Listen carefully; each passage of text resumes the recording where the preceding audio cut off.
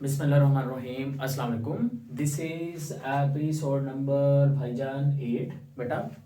और आपका जो सीज़न नंबर है वो है थर्ड और क्लास 9 बायोलॉजी। जो नया सिलेबस है उसके अकॉर्डिंग लेक्चर्स हैं। जो कुछ बच्चे थे जिन्होंने सब्सक्रिप्शन ली थी उनको लेक्चर जो थे वो आगे वाले चाहिए थे, तो इसलिए मैंने कहा सोचा कि क्लास से पहले जो है वो अब लेक्चर रिकॉर्ड कर दूँ, बिकॉज अभी जो क्लास आज हुई है उसमें तो 2 ऑर्गेनाइज हमने डिस्कस करनी थी, वो कर ली हैं। बट अब एक्स्ट्रा जो लेक्चर्स हैं क्योंकि प्रोवाइड करने थे सब्सक्रिप्शन क्लास को, तो इसलिए फिर मैं रिकॉर्ड कर रहा हूँ। ठीक है, बाकी आप लोग इसको नोट्स अपने बना लो क्योंकि हमारा जो टॉपिक होगा वो काफ़ी इंटरेस्टिंग है ये टॉपिक, क्योंकि इसमें ना छोटे छोटे वर्ड्स हैं जिनमें आपने फंसना नहीं है। तो टॉपिक है एंडोप्लाज्मिक रेटिकुलम। देखो बेटा, यहाँ पर सबसे पहली बात ये जो लफ्ज है ना वो समझना जरूरी है। एंडोप्लाज्मिक रेटिकुलम जो होता है ना, ये बेटा जी नेटवर्क ऑफ टब्यूल है। लफ्ज मैंने क्या बोला? मैंने बोला नेटवर्क ऑफ टब्यूल्स, मैंने कलेक्शन ऑफ टब्यूल्स नहीं बोला। क्योंकि अगर हम सेल के अंदर लफ्ज बात करते हैं ना कलेक्शन ऑफ टब्यूल की, तो कलेक्शन ऑफ टब्यूल जो है ना बेटा वो आपने याद रखना है। वो आपके पास एक और ऑर्गेनेली है, वो उसमें चला जाएगा। वो ऑर्गेनेली मैंने आपको नेक्स्ट एपिसोड में कवर करवानी है। वो है आपके पास गोल्जी अपरेटस। तो गोल्जी अपरेटस की अगर हम बात करें ना, गोल्जी अपरेटस, तो गोल्जी अपरेटस के लिए हम वर्ड्स यूज करते हैं कलेक्शन ऑफ टब्यूल। कलेक्शन ऑफ टब्यूल, क्योंकि अगर हम उस ऑर्गेनाली को भी देखें ना तो उस ऑर्गेनाली में इस तरह से ना ये एक टब्यूल आ गई, फिर ये दूसरी टब्यूल आ गई, फिर ये तीसरी टब्यूल आ गई। जैसे आपके पास वो ब्रेड नहीं होता, पीसीज वाला ब्रेड है ना, तो उसमें एक के बाद दूसरा जो होता है वो कलेक्शन होता है। तो गोल्जी अपरेटस कुछ ऐसा नजर आता है, मतलब उसमें कलेक्शन ऑफ टब्यूल्स होती हैं। तो इसका मतलब ये हुआ कि जब आपने एंडोप्लाज्मिक रेटिकुलम की डेफिनेशन लिखनी है तो आपने डेफिनेशन में पहला जो लफ्ज यूज करना है वो होगा नेटवर्क ऑफ टब्यूल। अगर कलेक्शन ऑफ टब्यूल यूज किया और कोई अच्छा टीचर पेपर चेक कर रहा हुआ तो वो डेफिनेटली गलत कर देगा। समझ में आ गई बात?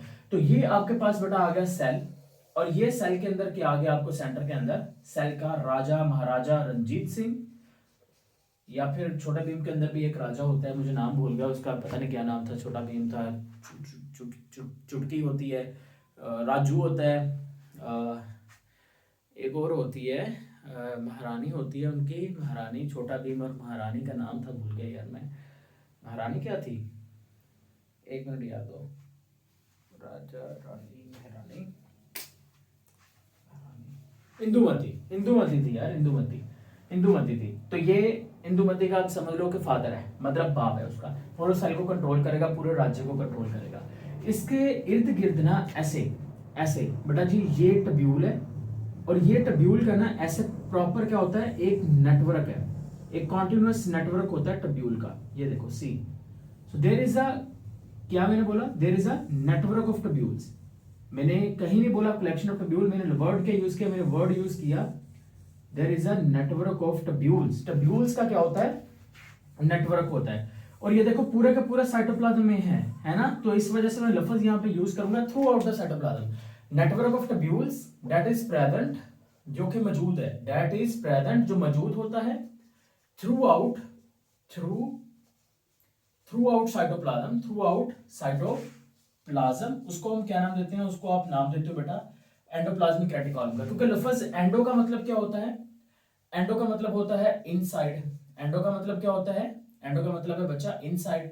और प्लाज्मिक लफ्ज कहां से निकला है, प्लाज्मिक लफ्ज निकला है साइटोप्लाज्म से, एक किस्म का उससे रिलेट करता है। और रेटिकुलम का मतलब क्या होता है, रेटिकुलम का मतलब होता है नेटवर्क। तो मतलब पूरा ये बन गया कि सेल के साइटोप्लाज्म के अंदर जो टब्यूल्स का नेटवर्क होता है उसको हम क्या नाम देते हैं, एंडोप्लाज्मिक रेटिकुलम का नाम देते हैं। डेफिनेशन समझ में आ गई? या फिर अगर कभी मैं डेफिनेशन में एमसीक्यूज में ऐसे पूछ लूं कि network of tubule that is present between nucleus के मेम्ब्रेन को क्या कहते हैं, न्यूक्लियर मेम्ब्रेन, और बाहर वाली मेम्ब्रेन को क्या कहते हैं, प्लाज्मा मेम्ब्रेन। तो अगर मैं ये लिख दूं कि network of tubule that is present between nuclear membrane and plasma membrane, तो आप फिर भी बोलोगे कि सर ये क्या है, ये एंडोप्लाज्मिक रेटिकुलम है, क्योंकि वो उनके दरमियान में पाया जाता है। क्लियर होगी बात? तो ये आपने भूल नहीं जाना कि ये उसके अंदर होता ही नहीं होता, तो ये इस तरह से आपने याद रखना। इसके अगर हम टाइप्स के बारे में बात करें ना, तो बच्चा लोग इसकी ना 2 टाइप्स होती हैं। कितने टाइप्स हैं इसकी, 2 टाइप्स होती हैं। पहली टाइप जो होती है वो होती है RER, रफ एंडोप्लाज्मिक रेटिकुलम। दूसरी जो टाइप होती है उसको कहते हैं स्मूथ एंडोप्लाज्मिक रेटिकुलम। आप कहीं भी पढ़ोगे आपको पता क्या बताकर ठरका देंगे, कहेंगे कि रफ एंडोप्लाज्मिक रेटिकुलम की सरफेस रफ होती है क्योंकि राइबोसोम अटैच होता है, और स्मूथ एंडोप्लाज्मिक रेटिकुलम की सरफेस स्मूथ होती है क्योंकि उसके साथ राइबोसोम अटैच नहीं होता। आप इसको डिटेल में समझो। देखो मैंने आपको जो न्यूक्लियस वाला एपिसोड था उसमें पढ़ाया था कि न्यूक्लियोलस जो होता है ना, न्यूक्लियस के अंदर एक डार्क रीजन था जिसको मैंने नाम दिया न्यूक्लियोलस। तो न्यूक्लियोलस के अंदर क्या बनता है, राइबोसोम। वो राइबोसोम जो बनता है ना वो यहाँ पे आके अटैच हो जाता है इस जगह के ऊपर, है ना। तो क्योंकि बनता है बाहर निकलेगा जब न्यूक्लियर पोर के जरिए से, जो क्रीप क्रीप एंडोप्लाज्मिक रेटिकुलम होगा उसके साथ जाके क्या हो जाएगा, अटैच। तो इसका मतलब ये जो क्रीप क्रीप एंडोप्लाज्मिक रेटिकुलम होगा इसको आप नाम दोगे रफ एंडोप्लाज्मिक रेटिकुलम का। और जो रेटिकुलम दूर होगा यहाँ पे होगा उसको आप नाम दोगे स्मूथ एंडोप्लाज्मिक रेटिकुलम। तो ये बात तो बिल्कुल ठीक है। अगर आपसे पूछा जाए कि रफ एंडोप्लाज्मिक रेटिकुलम किधर होता है तो आपने कहना न्यूक्लियस के करीब रफ होता है, न्यूक्लियस से दूर और प्लाज्मा मेम्ब्रेन के करीब कौन सा होता है, स्मूथ होता है। फिर आपने ये भी याद रखना है कि इसकी जो सरफेस होती है वो सरफेस रफ होती है। वो ट्रेडिशनल से थोड़ी बात कर लेना, खुश हो जाएगा, है। सरफेस रफ होती है। राइबोसोम इसके साथ क्या होता है, अटैच होता है। राइबोसोम क्या होता है, अटैच होता है। और ये कहां पर होता है, नियर नियर न्यूक्लियर मेम्ब्रेन, जो न्यूक्लियस की मेम्ब्रेन होती है बेटा ये उसमें पाया जाता है। और ये भी याद रखना है कि बेटा ये हम बात कर रहे हैं यूकैरियोटिक सेल की, क्योंकि ये एक सिंगल मेम्ब्रेन बाउंड ऑर्गेनेली है। ये भी लिखो कि ये यूकैरियोटिक सेल में होता है। क्यों, क्योंकि ये एक सिंगल मेम्ब्रेन बाउंड ऑर्गेनेली है। मैंने आपको प्रीवियस एपिसोड में बता दिया था कि सिंगल मेम्ब्रेन कौन सी, मेरा ख्याल 2 या तीसरा था, उसमें बताया था कि सिंगल कौन सी होती है, डबल कौन सी होती है, सेल ऑर्गेनेली कौन सी होती है, सेल स्ट्रक्चर्स कौन सी होती है, डिफरेंस क्या होता है। तो ये आपने याद रखना है। अच्छा, फिर स्मूथ एंडोप्लाज्मिक रेटिकुलम और रफ एंडोप्लाज्मिक रेटिकुलम में यही फर्क नहीं होता बल्कि और भी फर्क है। जो स्मूथ एंडोप्लाज्मिक रेटिकुलम होते हैं ना उसमें ना बच्चा ऐसे डायग्राम बुक के ऊपर देखो, ऐसे ना क्या बने होते हैं, चैनल्स बने होते हैं। तो ये आपने याद रखना कि स्मूथ एंडोप्लाज्मिक रेटिकुलम में ऐसे हमें क्या नजर आएंगे, चैनल्स नजर आते हैं। तो इनको आपने याद रखना कि चैनल्स जो होते हैं वो किस में होते हैं, वो स्मूथ एंडोप्लाज्मिक रेटिकुलम में होते हैं, रफ में नहीं होते। क्लियर होगी बात। अब क्योंकि देखो रफ एंडोप्लाज्मिक रेटिकुलम के साथ राइबोसोम अटैच है। मैंने प्रीवियस आपको जो एपिसोड पढ़ाया उसमें मैंने बोला था कि राइबोसोम का काम क्या होता है, प्रोटीन सिंथेसिस। इसका मतलब जो प्रोटीन की सिंथेसिस है वो कौन करेगा, तो प्रोटीन की जो सिंथेसिस है वो एक्चुअल में रफ एंडोप्लाज्मिक रेटिकुलम करेगा। स्मूथ एंडोप्लाज्मिक रेटिकुलम की बात करें तो आपने कहना है कि स्मूथ एंडोप्लाज्मिक रेटिकुलम इसकी जो सरफेस होती है वो क्या होती है, सरफेस इसकी स्मूथ होती है। राइबोसोम इसके साथ अटैच नहीं होता, राइबोसोम एब्सेंट होता है। और ये किस साइड के ऊपर पाया जाता है, ये बेटा जी प्लाज्मा मेम्ब्रेन के करीब पाया जाता है। इसमें क्या पाए जाते हैं, प्रोटीन के चैनल्स यहाँ पर हमें देखने को मिल जाते हैं। सही है, प्रोटीन चैनल्स आर प्रेजेंट। तो फिर अब इसका जो हम फंक्शन की बात करते हैं, इसका फंक्शन क्या, इसका फंक्शन तो प्रोटीन सेंसिस है। तो इसका क्या फंक्शन होता है, इसका फंक्शन बॉडी के अंदर ज्यादा इंपॉर्टेंट होता है। पता है क्यों, क्योंकि जो डिटॉक्सिफिकेशन ऑफ ड्रग, आपको पता है किसी को जहर दिया, बहुत सारे हिंदी ड्रामा के अंदर आपने देखा है कि जहर वगैरह दिया जाता है, वो बच जाती है, फिर जहर देते हैं बच जाती है।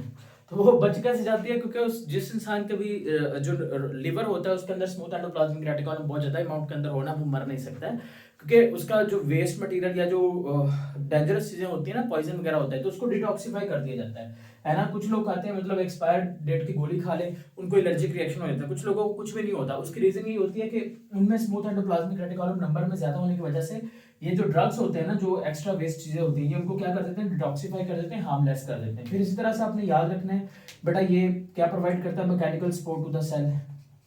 Mechanical support to cell, cell को मैकेनिकल सपोर्ट प्रोवाइड करता है। मैकेनिकल सपोर्ट टू सेल मैंने क्यों बोला, क्योंकि देखो ये सेल के इस न्यूक्लियर मेम्ब्रेन और प्लाज्मा मेम्ब्रेन के दरमियान टोटली थ्रू आउट मौजूद है ना। जैसे मेरी ये जो स्टूडियो है इसकी छत और जो फ्लोर है यहाँ पर इनके दरमियान जो है यार फ्लोर इसलिए मैंने बोला कि हम वैसे फर्स्ट फ्लोर के ऊपर खड़े हुए हैं, तो नीचे भी एक किस्म का छाती है, ऊपर भी छाती है, जमीन बोलूं इसको। तो इनके दरमियान ये जो सपोर्ट है ये किसने प्रोवाइड कर रखी है, ये वॉल जो है वो मैकेनिकल सपोर्ट प्रोवाइड कर रही है। तो इसीलिए मैंने बोला कि ये क्या प्रोवाइड करते हैं, मैकेनिकल सपोर्ट प्रोवाइड करते हैं। ओके जी, देख रहा हूं कि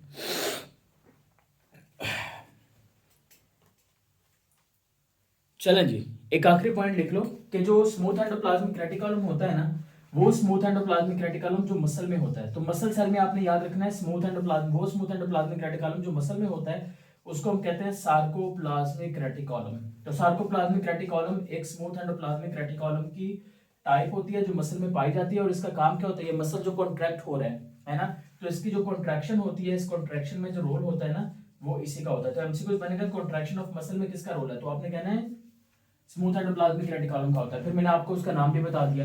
रोल कैसे होता है ये बेटा, एक्चुअली ना कैल्शियम रिलीज करता है वहां पे मसल के अंदर। आपको पता है मरने के बाद जो बॉडी होती है वो हार्ड हो जाती है, उसके रीजन ये होता है कि मरने के बाद जो ग्लूकोज और कैल्शियम के लेवल होते हैं ना मसल्स में वो कम हो जाता है, तो उसके कम होने की वजह से जो बॉडी होती है ना वो हार्ड हो जाती है।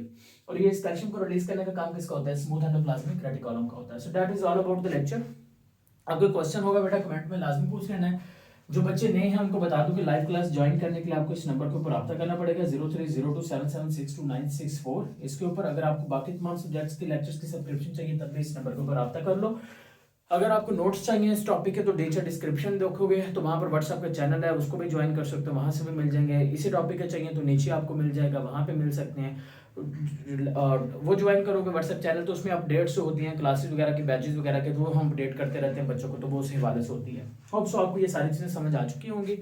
और कोई क्वेश्चन होगा तो वो लाजमी इंशाल्लाह आपने ज़रूर कंसल्ट करना है। बाकी जब टेस्ट सेशन होगा तो उसमें मैं आपको ज़रूर इन्फॉर्म कर दूंगा कब टेस्ट सेशन हम ले रहे हैं। Okay, thank you so much and अल्लाह हाफिज़। वीडियो को लाइक करो, शेयर करो और मज़े करो।